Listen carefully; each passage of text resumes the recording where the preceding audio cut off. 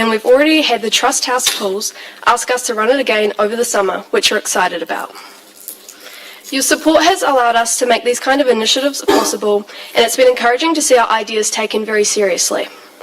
Looking ahead, we're excited to keep building on this relationship and continue making a positive impact on the community together.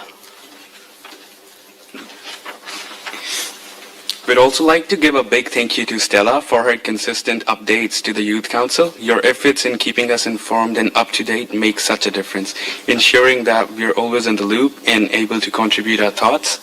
Your communication and regular updates have helped us feel connected and supported. It doesn't go unnoticed. Another thank you goes to all the staff who attend meetings for bylaws and consultations like the spatial planning process. Your time and effort in putting these processes together helps improve Masterton and shape its future for the better.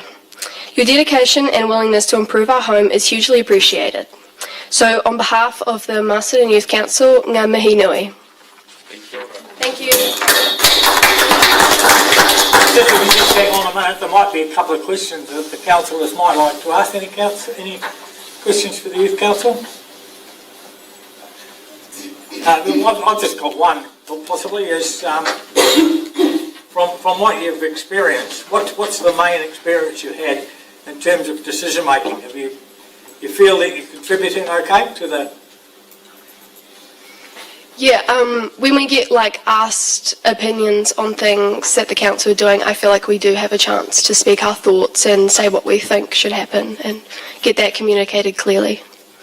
Thank you. Yeah, Councillor Tudor? Do you have any connection with other youth outside of the district council? You can go. There was an event earlier this year where we were able to do, we were learning more about, what was it, the councils? Yeah, the youth strategies. So we met up with the other councils in the region, and we got to interact with them and talk about ideas and...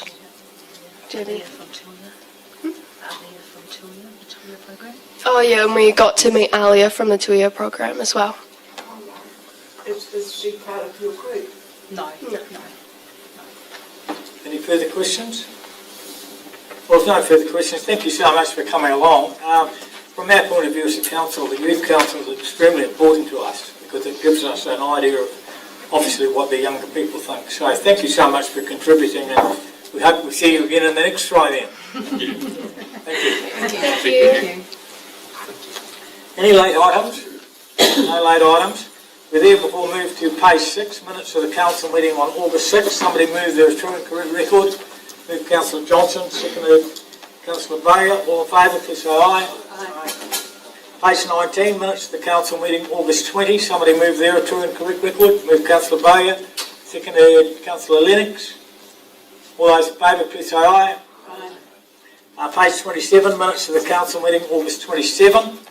I'll move their true and correct record. Any seconder? Councillor Holmes. All those in favour, please say aye. Aye. Thank you. Page 27, minutes of the council meeting on August... No, we've done that one. Minutes of the Audit and Risk Committee meeting on August 13. True and correct record. Councillor Johnson, second Councillor Holmes. All in favour, please say aye. Aye. And the minutes of the Awards and Grants meeting on September 5. Tim, if you would like to make some comments there and move those minutes. Yeah, I would, and just before I do that, I'd just like to thank everyone who sent an application for a grant. I'd like to acknowledge that the amounts asked for far exceeded what we had available to give. I want to thank everyone on that committee as well, and I also want to acknowledge the Climate Change Group and their committee for the process they went through, which was quite robust, to distribute those grants. And I'll move those minutes again. And you'd move the minutes, Tim? Tim's moved the minutes. Miriam seconded. All in favour, please say aye. Aye. Thank you. We now move to page 71, the alcohol prohibition Labour Weekend, and it's Corin. No, it's Terry. Terry. I'm sorry, we've been... Oh, sorry, we've actually moved things. Sorry, I did forget. We're actually going to do the local water done well thing first because we have people with us here today that need to get away. So, Mass, I'll let you, What page? I'll let you move that. Thank you. What page, Jerry? That's page 105. Kia ora, Your Worship. Good afternoon, councillors.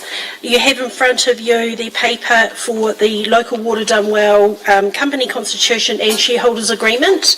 I will take it as read. The purpose of this paper is to seek council's approval of the constitution and shareholders agreement for Wairarapa Tararua Water Limited. The executive summary outlines where the journey to date, which has pretty much been 18 months worth of work. We arrived at the water services delivery plans in August, which you signed off on the 20th. These were submitted to Department of Internal Affairs on the 29th of August. And they are currently being assessed by the DIA panel. The establishment of the Water Services Organisation is now proceeding in two major stages. Legal establishment will be achieved by 1 July 2026, and the company will be operational, providing water services to the community by 1 July 27. The first step in the legal establishment of the Water Services Organisation is to finalise the company's governing documents, which are the Constitution and the Shareholders Agreement. The substance of these documents has been previously agreed by councils and iwi, and the attached documents have been drafted in accordance with those previous agreements. The recommendation is to approve the attached Constitution and Shareholders Agreement for the Wairarapa Tararua Water Services Organisation. To note, as the next step in the transition to the Water Services Organisation, the Council will be required to appoint a representative to the Stakeholder Forum, which we hope to be in October or November of this year, delegate to the Chief Executive and the Council's appointed member of the Stakeholders Forum, the authorisation to agree any required final non-material changes to the two documents in front of you, and to note the Chief Executive will report back to Council on any changes made under this delegation.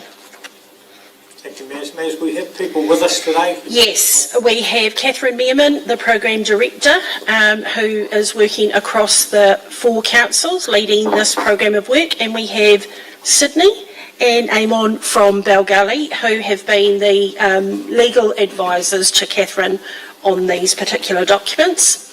Masterton has also had an external review by Russell McVeigh. Thank you very much and welcome. Thank you for coming. Right, any questions? Councillor Stewart. I noticed that under 7.1 and 12 transfer of shares and 12.19 the alternates, it didn't seem to be have changed, but I thought we'd agreed or said that we'd look at. I will. Amon, would you like to come up here? That'd be great, thank you. Kia ora, Amon's my name, I'm from Balgully. So maybe I'll start with alternates. I think that was the question. And last time the question raised was really whether alternates would be able to participate in the stakeholder meetings. Oh, that's different. Okay, sorry. That was a question from a different council, which we have changed. That's to allow participation of alternates. So maybe if I can take a step while you've got the answer. So the question that was raised last week was around the ability of the Stakeholders Forum to appoint, the ability of a director of the company to use an alternate director in certain circumstances, and the ability of the Stakeholders Forum to have had an appointment right over that alternate. When we went back and checked the documents, we realised that the alternate can only be a director of the company itself, so the Stakeholder Forum will already have appointed the director, so we didn't need to provide for any additional ability of the Stakeholder Forum to confirm the alternate, because they already will have appointed the director. And would they have appointed the alternates Yes, because an alternate for a director can only be another director. And so that, appointed by the stakeholders. correct, yes. Thank you. Yep. And the transfer of shares, Yes, and What specifically was your question in that regard? if you could just explain. how the transfer will work. Yeah. So I think broadly there's very limited ability to transfer shares because in this case you would be able to transfer to, if there was amalgamation, to an amalgamated entity, or to if you were to set up a community trust in the future, you could transfer to that. But it is not intended that these shares have any economic value that you could transfer, and so all of the councils are prohibited from transferring effectively. There just seemed to be a lot of explanation about transfer of shares in there, so I wondered, what's the reason, but that's okay. And I think that's because what we are doing in the Constitution is limiting the normal ability that you have under the Companies Act to be able to transfer shares. So we are requiring that there be unanimous consent to that. So it's the reason why I guess we are have a bit in that clause 7 about transfer, including the prior approval being needed, which I guess aligns more generally to the proposition that new councils coming in would need unanimous approval, and so that really what we're setting up today by agreement of all 4 councils is preserved, so that all councils know who's involved in this from the outset. Thank you very much. May I ask another Yes, question? certainly. Could you, I might have answered this last time, could you give me an example of what a subsidiary would be? A subsidiary? Yeah, 1.3. Yes. So a subsidiary, we could form so a subsidiary is another company which will be owned by the CCO that we are setting up, and so if there was to be a particular project might be undertaken as through a subsidiary, but for the most part we're expecting that all of the water operations will be undertaken by the company, and there would not be subsidiaries. There is the ability to have those, but they will be wholly owned and controlled by the company which you own the shares in. Thank you very much. And 16.2, could you please give me an example of default shareholders? Yeah, so this is in the shareholders agreement, and there were some changes made as a consequence of your council's comments on this. So Russell McVeigh asked us to provide for a cure period. So in the event that there was a default, and you've asked a question, what could that default be? A circumstance will be any breach of the shareholders agreement. So if there was an agreement, unanimous agreement to put future additional money into the company, and one of the councils refused to fund that after its agreement to do so, that would be a default, and it would lose its rights to participate in the stakeholders forum and to vote until that default had been cured. So the changes made in this draft was to provide a cure, or if it's not a remediable default, then to allow the other councils acting reasonably to waive that default. And I thank you for fixing up the nice comment. Yeah, thank you. No, that was good feedback. Thank you. Thank you. Tidy that up. Thank you. Thank you. Councillor Todd, any further questions? Councillor Goodwin? Councillor Nelson? Just on page 113 and 114, and it has been raised before, but the fact that Masterton can't exit without the approval of the other bodies, I'm just wondering if you can give an example. It seems like a terrible deal for Masterton. Is there any other deal you can think of where you join up with 3 other parties and you can't exit unless all of them to it. Any other, in your legal experience? It just seems a crazy thing to do. I think from my experience, joint ventures of a sort of nature of sort of a small group of people will usually have quite strong prohibitions on exiting, because the intention is that you are to conduct this together. You do your planning on the basis that you'll all be in it together, and if there is to be an off-ramp, someone was to exit, it's such a material restructure that you would need to all agree what that would be. Now, I understand that there is hesitation about being committed to what the other councils might reasonably agree in the future. So that, I guess, is one of the principles going into the drafting that we have, though, is that there is unanimous in and out. So you can't, so you're suggesting that some joint ventures, can you give us an example of one? Because I did a bit of sort of thinking about it, and I thought, no, I can't find any, but I'm just wondering if you can give an example of something. It must be very unusual.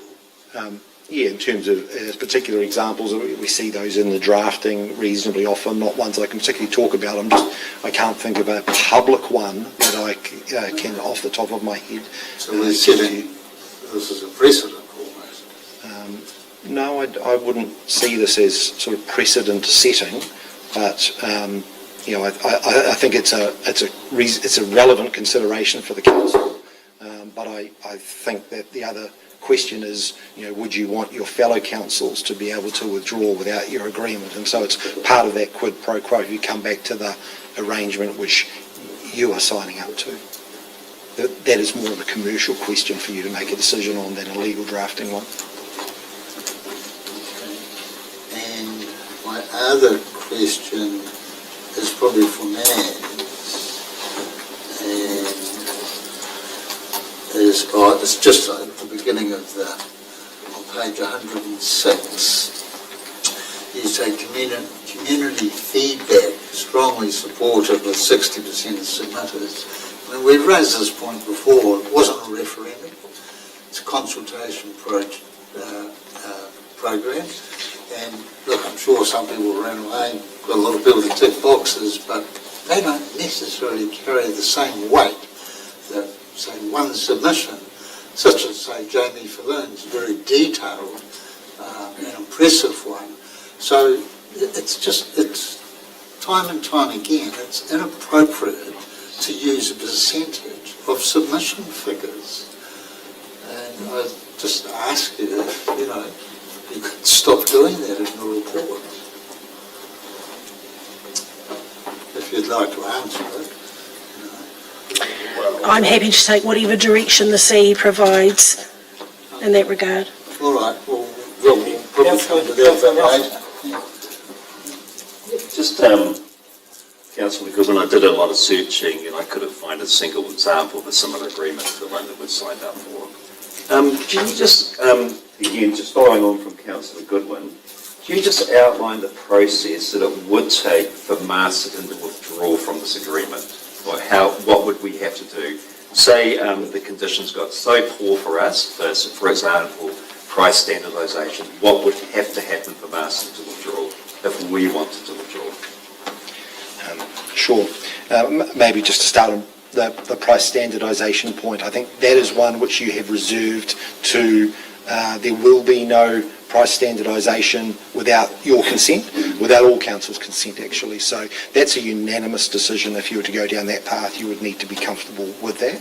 But if in the future you decided after price harmonisation that you wanted to withdraw, it's not going to be easy. It's intentionally that way, I guess. So there is a process in the shareholders' agreement, in the schedule at the back, where you can sort of give notice of your intention to exit, and you would follow the process there. But ultimately, that process does not mandate that you can exit without the approval of the other shareholders, so the other three councils.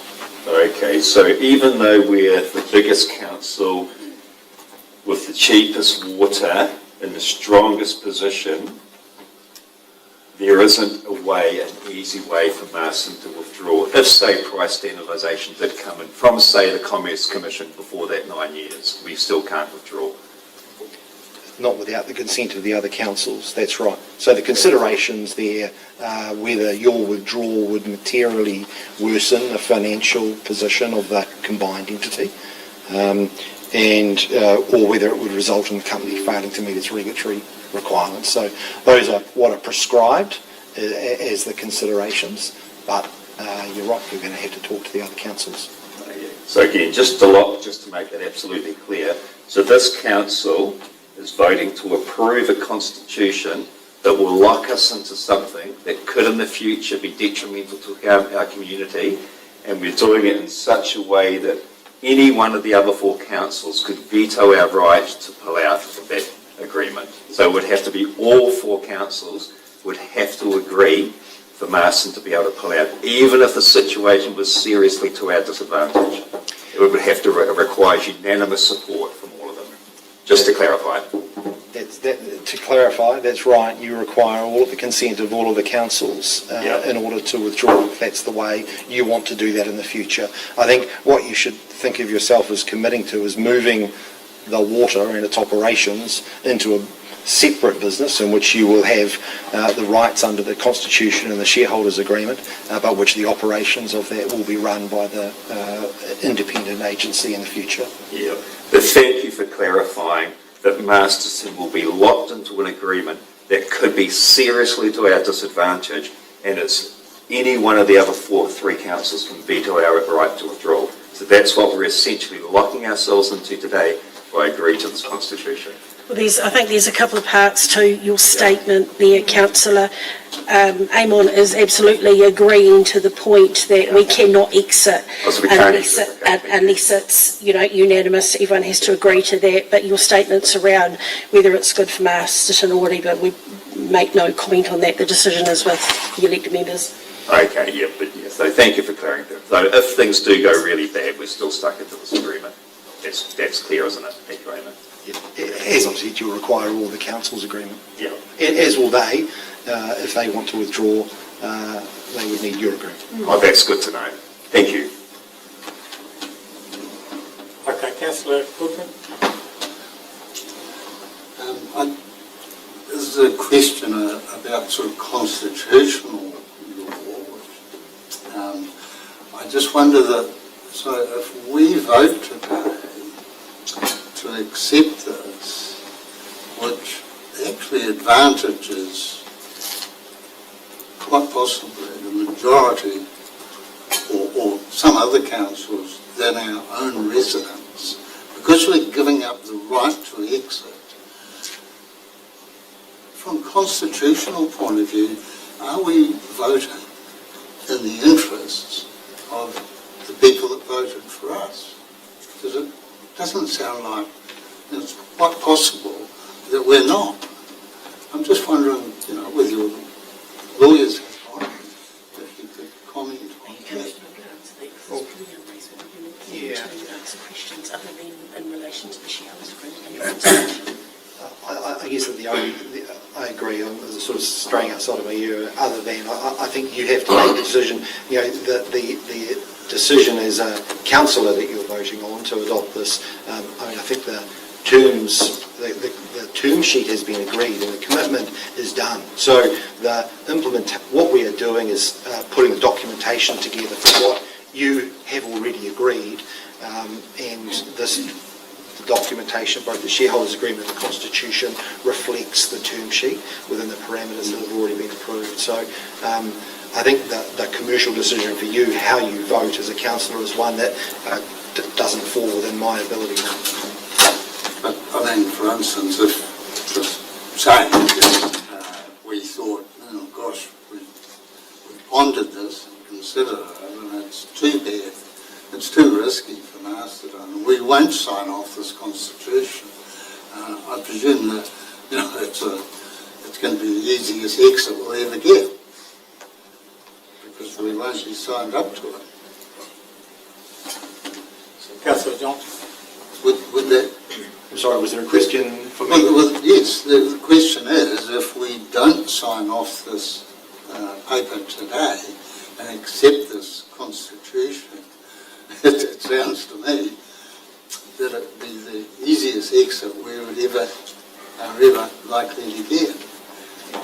Chair, can we, Bell Gully and Catherine are not here to answer those types of questions. Councillor Johnson, please. My question is that we've already clarified the terms of the Constitution, and this is now in writing after our discussion last week with a few amendments. So the decision's already been made.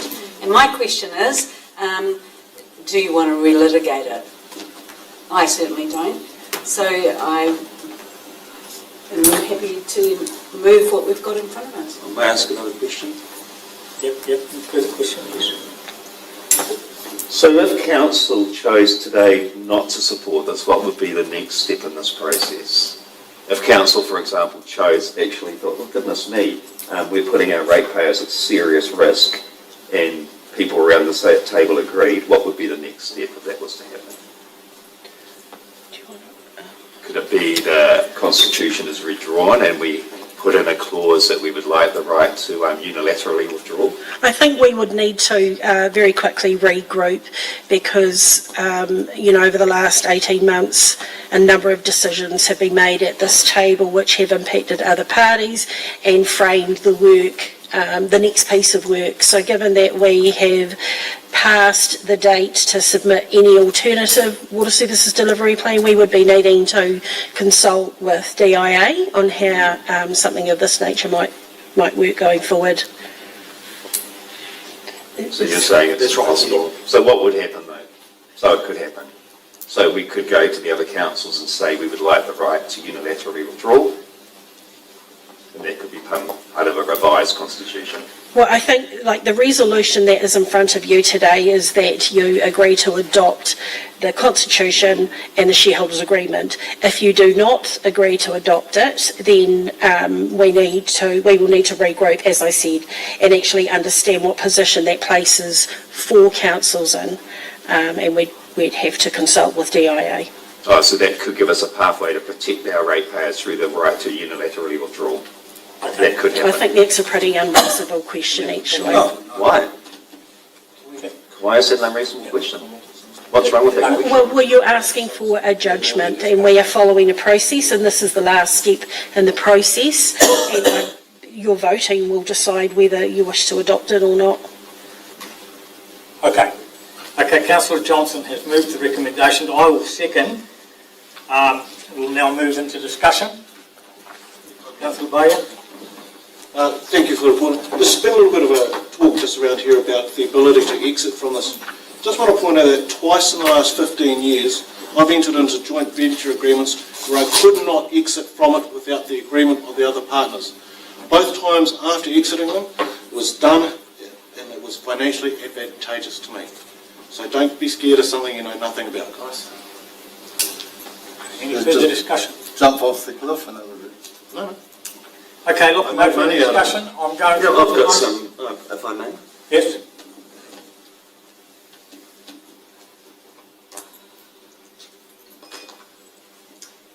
So what we're asking to sign off today puts a really real risk to our Masterton community. If we pass this constitution and shareholders agreement, and I've heard people share like this before, we give away a unilateral right to withdraw. From that moment, Masterton is locked in no matter what happens. The biggest risk is price standardisation. Masterton has managed its water well and kept costs down. But if charges are ever standardised across council, our residents will be hit with significant increases. It means families here at Masterton pay more to bring their costs in line with others. In simple terms, that's our community subsidising water outside of Masterton. And once this agreement is signed, there's no way out on our own, which we've just heard. Even if water bills jump up, households here can't afford them, this council won't be able to withdraw. We need the approval of all the other councils if we want to leave, and they'll have no reason to agree because they're benefiting from our contribution. That's not protecting our ratepayers. So the question is here, why wouldn't we keep the unilateral right to withdraw? Why would any council deliberately give up the one safeguard that protects community to stop things from being unaffordable? It just doesn't make any sense at all. Circumstances change, costs change, rules change. Why would we vote to take away our ability to respond to that? If we choose not to have the right to withdraw, then let's be honest, we're not representing, I believe, our people. We are not representing the residents and ratepayers who elected us, or for those standing again who we're asking to elect us. If we can't keep the basic protection of being able to walk away and the prices skyrocket, then we're not doing our job, the job we've been asked to do. This is the last chance we have. Once we vote for this, the decision is gone. There will be no way to protect ratepayers from being stuck in agreement that can drive water costs up for our people. So it is a simple choice today. Either we stand up for our residents and ratepayers by voting against this motion, or we lock them into a future where they're going to be paying more than they can afford. That's just not a choice. Thank you. Thank you, Councillor Nelson. If I might respond to that for a start. First of all, I believe that this is a very prudent decision to support these recommendations. We've had a long haul through this. We've been very fortunate in that I believe that of all the councils, we've had the most discussion. We've brought in the likes of the Bell Gullies, the Catherines, the Dans to help us along the way. This agreement is never going to be perfect, but it's still the most perfect decision as far as I'm concerned for Masterton. We were left actually with two options. One was to go down this road, the other one was a standalone. The risks and the costs of the standalone were far greater than the risk of joining a joint entity. I believe that, and Craig was with me and through the early part of this with the advisory group, the four councils have worked extremely well together. There's a good feeling. We're certainly not out to play games against each other. I just believe that this is really the only option that we have. And it is, I believe we're safeguarding Masterton. You know, what happens in the future, Tim, as far as I'm concerned, is in the future. I mean, we can't assume. Everything may go very well. It may be at the end of 9 years when we move into the next review that another council wants to withdraw. And so it's not just us. Because once we get through that 9 years, we've got our own situation with Homebush and that to consider. So to me, this is the best option by far. I think we deserve, the mayors and our water team deserve great credit for the work they've put into this. And I have no hesitation whatsoever in supporting these recommendations. Councillor Johnson. Thank you, Gary. I think we need to just remind ourselves that non-subsidisation is in the Constitution, which requires a unanimous agreement. The modelling has shown that our ratepayers will be protected through ring fencing and also non-subsidisation. So at every stage we have looked after our Masterton ratepayers, and the modelling has shown that these costs will be the best for Masterton, better than a standalone. It's a unanimous decision to change this, and it's a unanimous decision to exit. At all times, we've gone through everything with a fine-tooth comb to ensure that we're delivering the best for our Masterton ratepayers.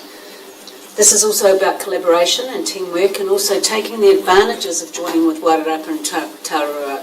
Continuous work streams, expertise of staff, procurement power, and also having a regional view on our water services rather than just working in silos, which the government has clearly pointed out to us has not worked before.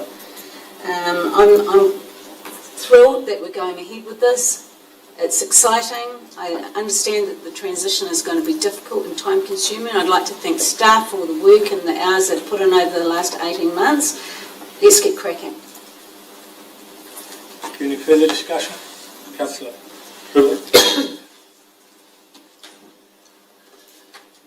Yes, we've heard that the other councils are very supportive of this, and I can understand they would be when you look at the water charges that they have and are facing. and the huge difference to ours, we're a very good person to partner with. Councillor Boyer suggested that councillors shouldn't be fearful of the great unknown. Well, I've never really signed up to many legal contracts where I haven't tried to eliminate that uncertainty. That is the whole point of contract law. And whereas this one, there is the great uncertainty of how we get out. And it mightn't just be overpriced standardisation. It might be, we don't know what's going to happen if the Commerce Commission forces it, or DIA, or standards change, so that all those little towns, those Taurua with 7 wastewater plants, South Wairarapa with 3, the standards ultimately end up being very, very high for them. It could impinge on us, and we don't know that. So, I'm unhappy about the risk of tying us in, which I believe is unnecessary, and that if we voted this down now, I do believe it wouldn't be difficult to get the others' agreement to changing the Constitution so that we could get out if we wanted. Okay, I've got a mover and a seconder to the recommendations, so I'm going to put them. All those in favour, please say aye. Aye. Against? Division. You want division? Division being Councillor Goodman and Councillor Nelson against. The rest for. The motion is passed. Thank you. We now move to, thank you for, and could I, whilst you're here, Val Gully and Catherine and Dan, who's not here, on behalf of Council and Mayors and the Water team and all you people, thank you so much for the work you put in. Really do appreciate it. It was never going to be an easy decision. This is just one of those things that's been thrust on us by government that we've had to work our way through. And Mayors, I think you've done an absolutely superb job in getting us to this point. So thank you so much. Okay, we now move to page 71, the alcohol prohibition Labour weekend in Coram. Thank you, Worship. Terry will present the report. Oh, Terry, sorry, Terry. You don't even look like Coram. She's thankful. Yeah. Kia ora.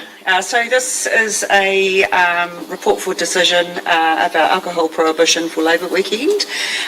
Previously, this report has been for decision about alcohol and vehicle prohibition for Labour weekend and New Year. But this time our bylaw is set to expire in December. And so we're requesting, this paper is for Labour weekend for the beach settlements, and so the prohibition would be from 7 p.m. on the Friday night before Labour weekend, and open again at 7 a.m. and then the same for Saturday night and Sunday and Monday. So the prohibition is appropriate for the and proportionate for the likelihood of crime and disorder at that time of year. Labour weekend often signals the first summer holiday long weekend, and history has shown that there has been alcohol related harm in the area of Riversdale and Castle Point. Thank you. Have we got any questions for Terry? Discussion. Got a discussion. Somebody prepared to move the recommendations? Move Councillor Taylor, second Councillor Johnson. Any discussion? Yes. Yeah, I just wanted to say that it's really good that come December we can look at this as a permanent bylaw, because we revisit it every year, which I appreciate. And I know if Chris Peterson was here, he'd say, well, that's quite a good safety net to revisit it every year. But I support it being in place on a permanent basis. Any further discussion? There's no further discussion. I'll put the recommendations on page 71, moved by Councillor Bay, seconded by Councillor Johnson. All those in favour, say aye. Aye. Against, carried. Thank you, Terry. And I think you're probably up again. Page 78, the dog control policy practices report 2024-25. So this is our activity report for the dog policy and practices for the 24-25 year. And so probably some key information for you is that Council employs 3 full-time animal and bylaws officers, an animal and bylaws team leader, and a registration and regulatory support officer. And I support the team as well to supervise the team. Key things that have happened this year is there was a new team leader appointed in September 2024. So we've had some changes on the way things are done throughout the team, but it has been also a positive change as well to invigorate the team. We've had some key events this year, and so that was that the dog policy and bylaw came into effect on the 1st of June. We've had an event of Dogs and Togs in November. Unfortunately, the one that was planned for March was cancelled due to there was parvovirus in the community. We've had a couple of microchipping events at Henley Lake, which is nice to meet not only dogs that need microchipping and new dog owners, but also those dog owners that have got their dogs microchipped already, and they can come along and get their microchips checked on their dogs to make sure that they're in working order. Last year we had our first event of wagging trails, so that was and had about 140 people and dogs attend, and that was held over 3 separate days, and they were walking some of the Masterton recreational trails, which was really neat. My favourite one, I think, was definitely the night walk in QE2. There were 15 additional dog poo bins installed in the Masterton district as well, so that brings us a total of 40 dog bins. So hopefully that's enough to service our community. We had a little slight decrease for dog impounding. There were 166 dogs impounded, and most of those were collected by their owners. We did have 35 dogs rehomed, and the way we rehome is that we work with our agencies, our rehoming agencies, so that's Chance for Change, Ellie's Canine Rescue, Retired Working Dogs, and the SPCA. Okay. Any questions for Terry? Okay, no questions. Somebody prepared to move the recommendation and receive the report. Move Councillor Tudor, seconded Councillor Goodman. Any further discussion? Yes, Councillor Johnson. Yeah, thanks, Terry. Just wanted to say I think it's a great idea about the poo bins in the new development areas. And the other thing is we look forward to the opening of the new animal shelter, and do we have a date? We do. Is it? We're doing We don't have a concrete date for the opening yet, but it is well advanced, and we'll get you a date as soon as we can. Do we have a month? We're going to have a small ceremony, which is more about like handing over from the contractor to the business, and that's in about 2 weeks' time. A week and a half's time, actually. But then there's a bit more work to do internally before we can make those moves. I'm just hoping that we'll have it open to viewing for the public at some stage. Yeah, we're absolutely will work through that. We just a few things we need to get in place first, and then the move from the temporary shelter into the permanent shelter. Thank you. Councillor Lennox. Thank you. Thank you. I just want to commend the team on the collaboration, reaching out for further funding for the de-sexing program. That was great. So we can do lots more of that to alleviate the ratepayers' costs, but that's really positive. Awesome. Thank you. One comment I would make is that I've had a number of favourable comments from people, Terry, regarding the extra bins at Henley Lake. And I know that I was going to say I've used it, my dog used it.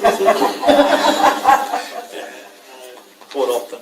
Okay, I'm going to move we have had a mover and a seconder, that the recommendation on page 78 that we received the report. All those in favour, please say aye. Aye. Against, carried.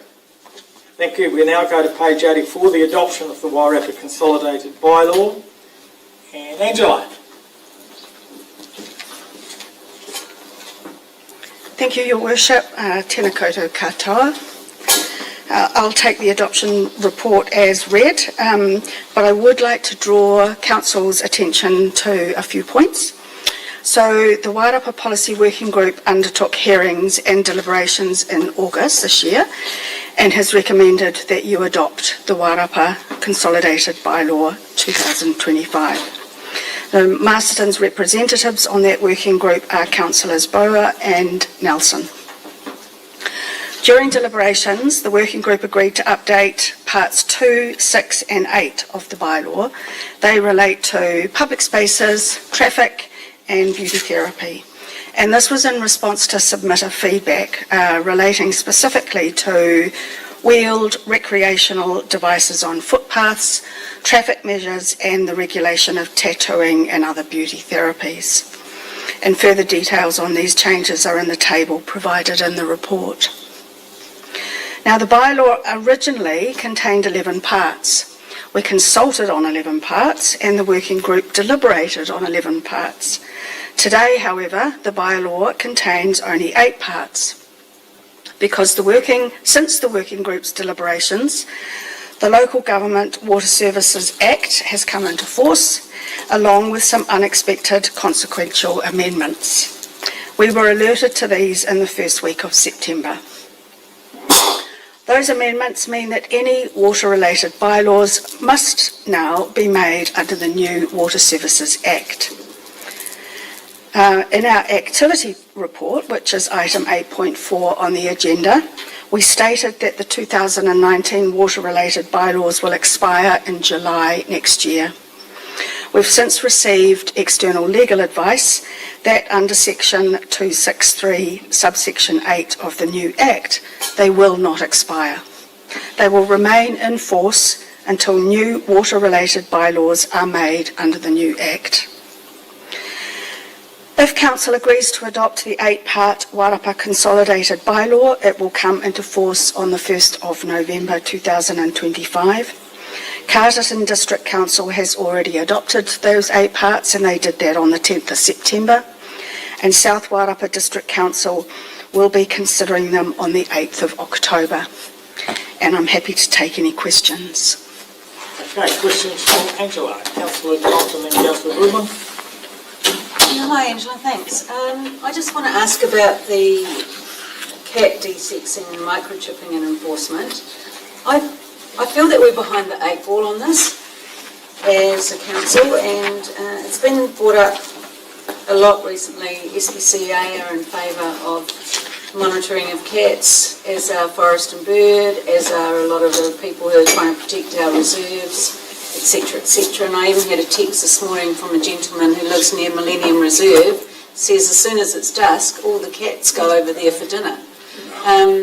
So people are really aware of it, and I also spoke to a woman who's a hairdresser in town who had to get a woman out and get rid of 21 feral cats on her property. But so I feel we're a bit slow on this, and by reading, I'm coming to a question, by reading this it means we can't address it until 2030, which is still another 4 years away. Is there any way we can speed up the process with this, getting it surveyed and bringing it to the attention of our council? Absolutely. It's a great question, and it was one that the working group spent some time considering. The difficult thing is that introducing and enforcing mandatory desexing and microchipping would ultimately cost ratepayers. Desexing and microchipping would be at the direct cost of the owners, and enforcing those requirements through a bylaw would impact on rates. And the working group felt that we had heard in our submissions from the organisations, we hadn't heard about this matter from our residents, and were keen for us to survey as soon as possible the willingness to pay of our residents for regulating cats. Just a follow-up question, because I understand Tararua have a bylaw to this effect. Have we had any discussions with them about how that's working and costs and enforcement? Not to date. Can you maybe put that on your list? Definitely. We do know that across New Zealand, councils are taking quite a measured approach to whether they're going to introduce desexing and microchipping restrictions. Only 14 of the 67 councils to date have taken up this option. And just a couple of other things. Owners can already choose to voluntarily desex and microchip. So if they're not doing that, there clearly is going to be an issue with enforcement. And secondly, we already have a limitation in Part 5 of the bylaw around the number of cats per property, which is 3. Yeah, saw that. The other thing is too, though, if we're investing in funding predator-free urban Masterton, feral cats need to be in the same category, to be perfectly honest. Anyway, that's all. Thank you. Councillor Goodwin. Do you have any information on, so with the water services coming under a different process, different act, is it still, do you have any inkling of what changes, if any, are coming? I assume that, say for laterals, being on private property, it's still the local body's job to address that. Right. So what I know... Not the water entity. Yeah, what I do know is that, according to our legal advice, is that the water bylaws must now be jointly completed by all the water councils that have established an organisation under a joint agreement. So we need to include Tararua in our bylaws, water-related bylaws going forward. Tararua is the only one that's not. That's right. That's right. So we're close. We are required to have the two key, the water supply and the wastewater bylaws, reviewed by August 2027, and then in place another 3 years after that. So we've got a bit of time to get it right across the 4 councils, and there are some new things in the Act that we don't have in that draft that we had for 2025. So we just need a little bit of time for the councils to regroup and do it right under the Act.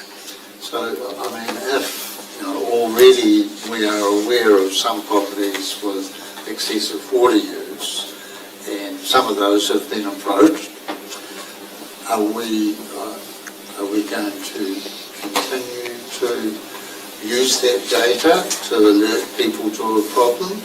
We've had very good feedback, or are we going to abandon it? I might pass that question over to Maz, if I may. That's absolutely fine. So for now, it's business as usual, so we carry on as we are. As Angela was saying, there is a review period. They have to be reviewed in a couple of years.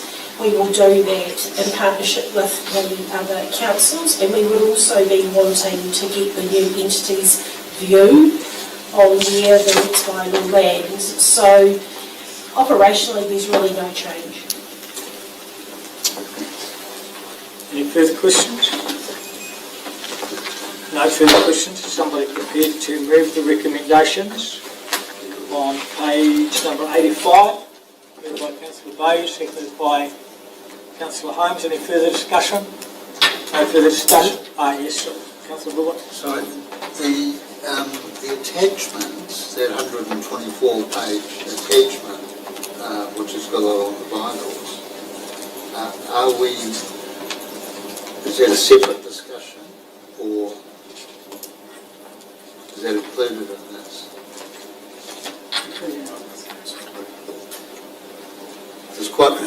There's just a few, nothing major, but there's a few points in there that, I don't know, I wondered if we should comment on. But you know Yes. the attachment, those 124 pages? Yes, so that's the Oh, actual, 8. yes, the 8 bylaws, yep.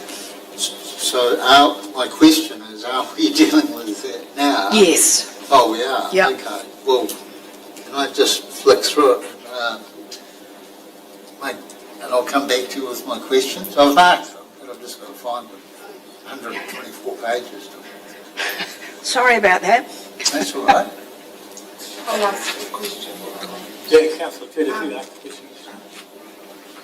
You know the cats, how close would we be to saying that people can only have 3? Sorry, what was the question? 3 cats per household? Yep. Because I would imagine there'd be quite a few homes that have more than 3.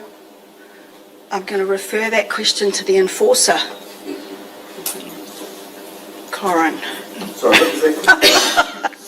How close would we be to the bylaw on 3 cats per home, per house? Because there'd be quite a few homes, I would imagine, that would have more than 3. So that's part of the bylaw at the moment. There is a restriction on the number of cats. So you're asking how many households might be outside that? Yeah. Well, how close are we getting to saying that, this is a law and you have to abide by it? So it is currently in the bylaw. So if we're aware of something like that, then we have the ability to enforce it in place. But it's not typically something we have coming to us. I guess, and I mean, it goes to some of the points that we raised earlier. I mean, generally, the approach around cats in New Zealand currently is very relaxed.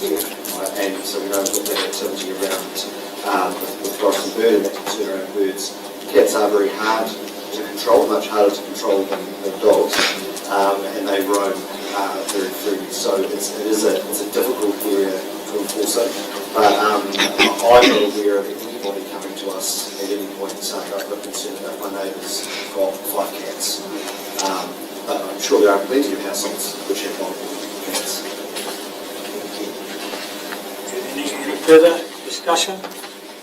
Councillor Goodwin, are you? Yeah, okay. Just on page 36, the areas for wheeled recreation vehicles. I just wonder if you need to amend the bottom point in the planned demolition. But my main point is on page 8,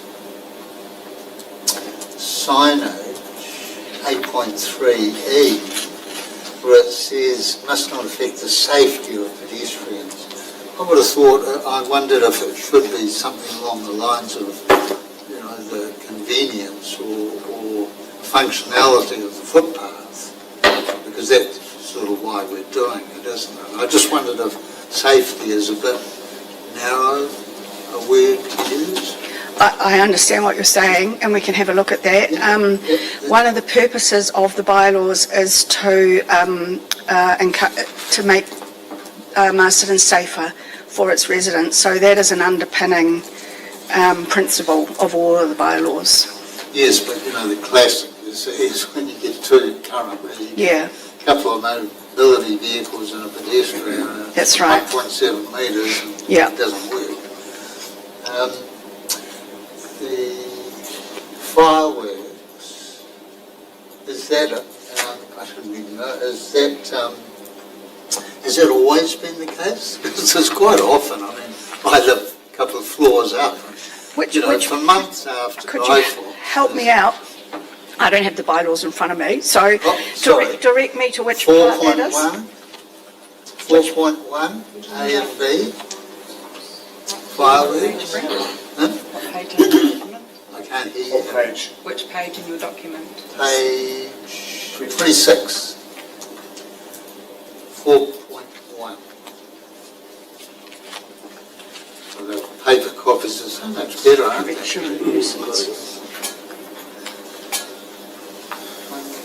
Fireworks, yes, that has always been there. Yep. Is it? Oh, okay. I didn't realise. I mean, it's certainly. Councillor, I think Terry's got something she can add to that. Well, I'll just and review, if you like. Thank you. Probably got more knowledge about this, but that one has been in the bylaw for a long time, about 5 years. Yep. Come and share the microphone. Well, I might. See.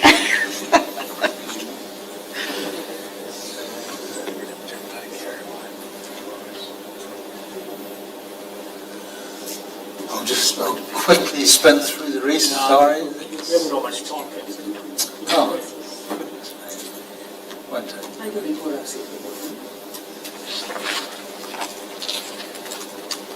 don't want those documents. 2 minutes.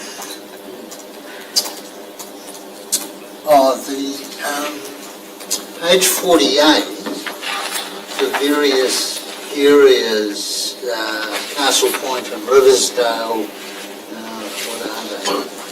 something or other that happens there. Have those issues been run past the residents' associations at all? Yes, during the consultation. Yep, that's cool. Yep.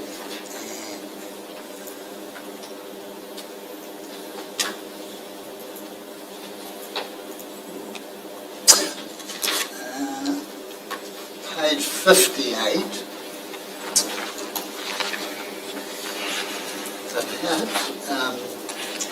I did wonder, there was recently, we probably all got bombarded with an issue of smoke nuisance. And page 58, down the bottom of the explanatory note, my query is, was that bylaw not applicable in the case of that complaint? And we have the problem, separate query, is that Masterton has a polluted air shield ranking, which is unusual in New Zealand, but we have for quite a while. Maybe it should have, I don't know, it's presumably could do with a little more meat. We will attend to smoke complaints as they are notified to us when they are happening at the time. If we are not notified, if we're notified after the fact, then it makes it pretty difficult to investigate. So there has been some changes to this, not this time, but last time, because there was changes to the legislation for fire and emergency as well. So you've got fire and emergency, which are in charge of imminent danger, and that also includes like a burning of grass and what have you on the sides of the road, which used to be in the council bylaws, but this relates to nuisance and health. And there's also responsibilities for Greater Wellington, who are in charge of discharge to air. So my query is that No, it shouldn't have been changed. It's probably significant enough for the issues that we address. Okay, Councillor Boyd.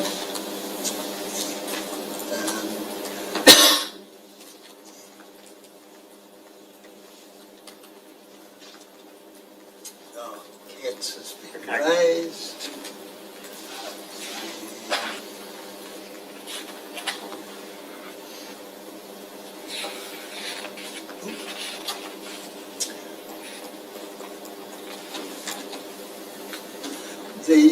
On page 84, vehicles on beaches, 16, 116.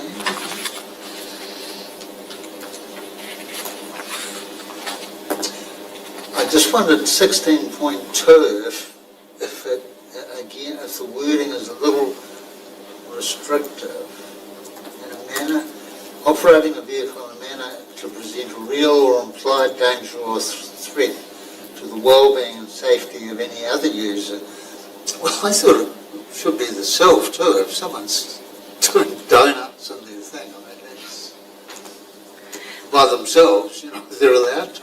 Yeah, the overriding issue is that beaches are designated under the Land Transport Act as roads, and so all road laws apply, and this is merely pointing that out.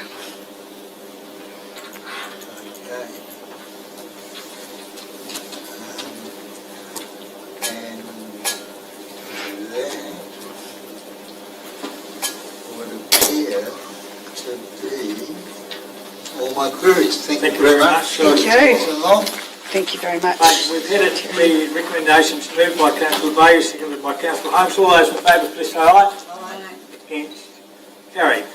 We now move to page 98, the delegations during the interim election period. Harriet. Kia ora koutou. This is a paper we bring to Council at this point in the triennium, just seeking a delegation to the Chief Executive for the period between the election up until the inaugural meeting when the new councillors had made their declaration. This is because there's a period from the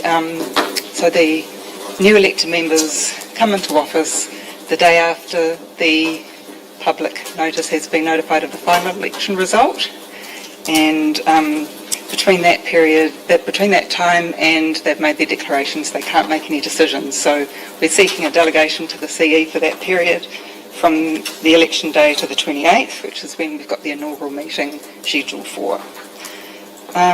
The delegations, the recommendation is that all the responsibilities, duties and powers, except those that can't be delegated, are delegated to the CE for that period, subject to the following conditions: that the Mayor-elect must be consulted regarding any decisions.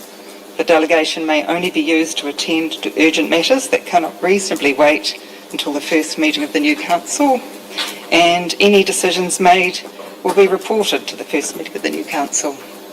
So I'm happy to take any questions. Any questions for Harriet? Councillor Lennox. Thanks. Thank you. I just have one question. I see the first inaugural meeting is the 28th of October. Is that the soonest we can have it? It can't come forward any sooner?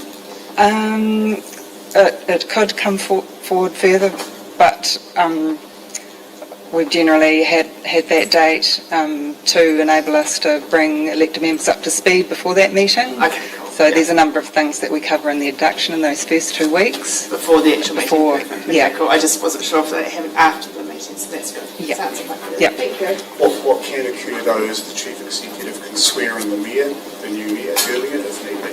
So if there's an urgent matter of civil defence emergency or something like that, it can occur.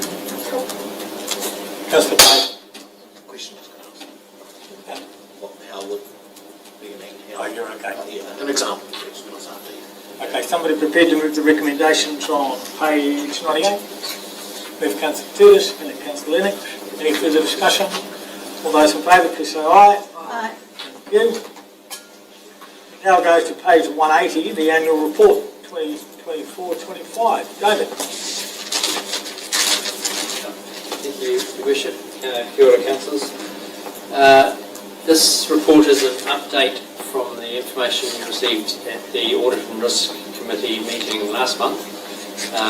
We've done more work, there's more reconciliation, more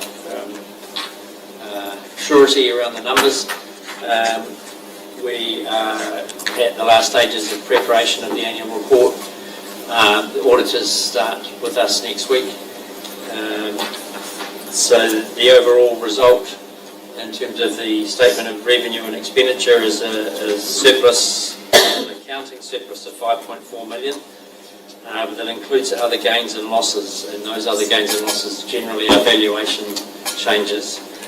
If you exclude those other gains and losses, the surplus is 9.4 million, and that 9.4 is very close to the value that we've received from external parties that we've applied to capital expenditure. So it's NZTA funding, it's government money that's gone into the airport project. So when it comes to an accounting statement that shows operating expenditure and operating income, capital expenditure falls outside that. We have to report the income, so we run a surplus and we apply that surplus to new assets and capital expenditure of new assets. So the 9.4 surplus is a good result.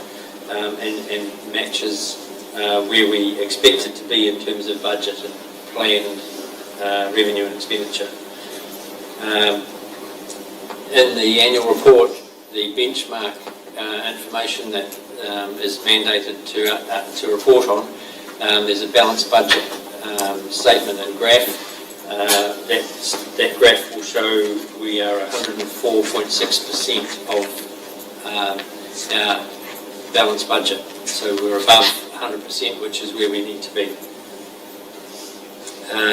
In terms of the rates requirement summary, there's a commentary against variances included in the report. We're under or over the planned position, and there's a percentage down the right-hand side in that statement that shows and highlights those that are a greater percentage than others. Happy to take questions on any of those variances. Overall, that statement is close to the plan, so a $44,000 surplus, which is very close, and that's after putting $100,000 across into the flood damage fund, more than what was planned, and $70,000 into the cemeteries budgets for future budgets. So we carried forward additional $70,000 for cemeteries, based on rating for costs in cemeteries that we haven't incurred, and knowing that there's future costs coming up for cemeteries that we need that funding for. Then the $100,000 for road and flood damage is bringing that fund back closer into a surplus position.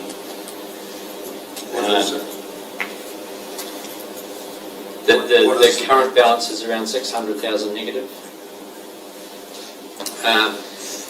The other thing I wanted to point out, two more things, sorry. The accounting treatment of assets held for sale. It's a new accounting category that we're going to disclose in the balance sheet this year.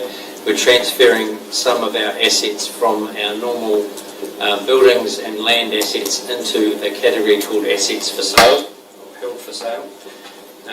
There's three different types of assets going in there. The Panama land that's for sale will transfer out of land into this category. The 9 properties that were identified in December last year that the council wanted to dispose of, that we're actively trying to find buyers for, those will move across into that category. And the FOSL buyer, 50-50 buyer from the government. I always have to remind myself what FOSL stands for. Future of Severely Affected Land is what FOSL is, and it's the government funding the council to buy our properties. So we have 8 properties. So we have 4 properties and 4 houses that the council has paid for through that process. We've got 50% of the cost of that from the government, but the council share has been paid for by loans, which was what we put in our plan, and we are moving the value of the land and the buildings that we still retain into this category of assets called held for sale, because we are disposing of those properties. The council's taken on that as part of the FOSL buyout. We would negotiate and pay out the value of those properties to those flood affected landowners, and then dispose of the properties. So it's the process is ongoing, but in terms of the accounting treatment for it, we're putting it into its own category, this one, assets held for sale. So that's explained in the paper. So it's not a surprise to you when you read the annual report and there's this new asset category. And the last thing in the report is the detailed schedule of capital expenditure. That shows what we budgeted line by line for each capital project, and what we've spent, and what funding has been applied, where those projects have been funded. And the overall percentage of expenditure against plan is 82%. which is as high as I've ever seen it. So it shows that the council was getting on with some projects. Thank you. Thank you, David. Questions for David? Councillor Johnson. Yeah, thanks, David. Just coming back to Panama, now that we're almost there, can someone just tell me what the next step is with regards to registering interest in that and how we progress that? Yes, certainly. So we'll be having some conversations with iwi and other potential interested parties, just as a heads up. We're ready to go to the market. We've got a draft expressions of interest document at this point that we will be working on over the coming weeks. I'm hopeful that we can advertise the expressions of interest in about a month's time. Great, thank you. Further questions? Councillor Lennox. I just had a couple of questions. Just on page, I think it's 188 in your budgets, there's a line called What's Our Welcome? It's not a huge amount of money, but I'm intrigued to know what it is. 47,000, I know it's not a big ticket item, but what is What's Our Welcome? It comes from the 2021 LTP, where there was some funding put aside for the northern and southern entrances to town and beautifying them. And this spend this year in particular is around the plantings around the southern roundabout by the it's not Tumu anymore. Placemaking buildings. So that roundabout and the bridge approaches, the two sides of the bridge approaches, the plantings and landscaping in that area. Awesome, thank you. That's my question. And just around the rural halls, I see we're 100k over budget. Is that just ongoing maintenance for the ones that we clearly still own? Were there big ticket items on any of the halls? Just maintenance? No, it's maintenance. I think we've contracted a company to do systematic maintenance, and that includes painting and washing buildings and so on. But there's no particular one thing that calls that over. Yeah, cool. Thank you. Councillor Holmes. I just wonder, with the rural water being 14k above, is that for the inlet for Paki, the new inlet from the Ramahaira Road? Maz, you might know. Sorry, Councillor, can you... That 14,000 for the Paki water scheme for the new inlet. Oh, yes, we did some safe access work up there. And the installation of it as well. Yeah, but that's still, that hasn't been closed out yet, so that will feature in this current budget, yes. The other question, David, is with the solid waste. I see the tonnage has dropped, but have you any, in the price of putting it in is going up, do you think sort of dumping elsewhere is happening?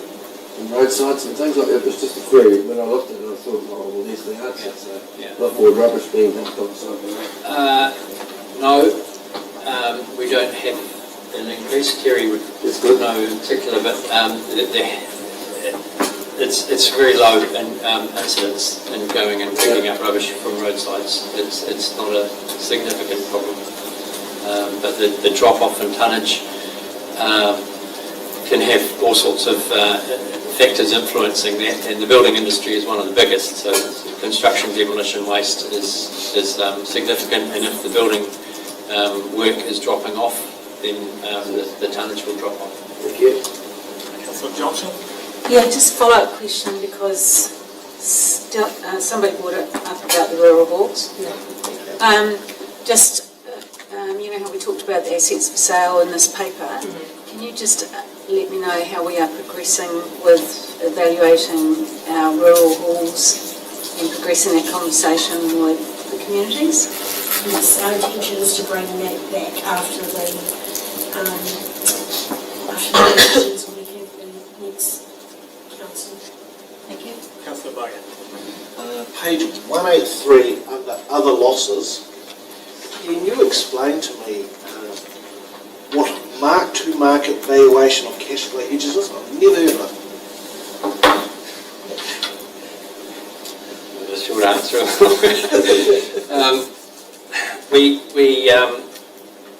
We fix the borrowing that the council does, external borrowing from LGFA, we borrow on a floating rate, so it refixes every 3 months, floating.